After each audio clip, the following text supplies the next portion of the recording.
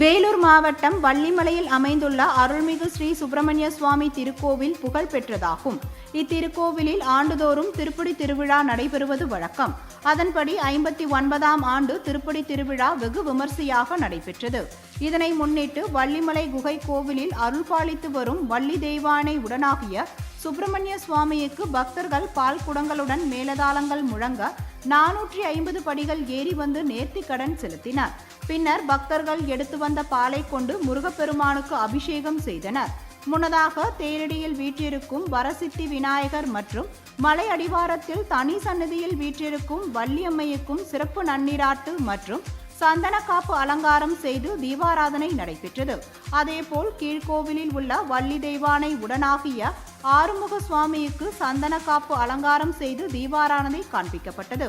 இதில் ஏராளமான பக்தர்கள் கலந்து கொண்டு முருகப்பெருமானை வழிபட்டனர்.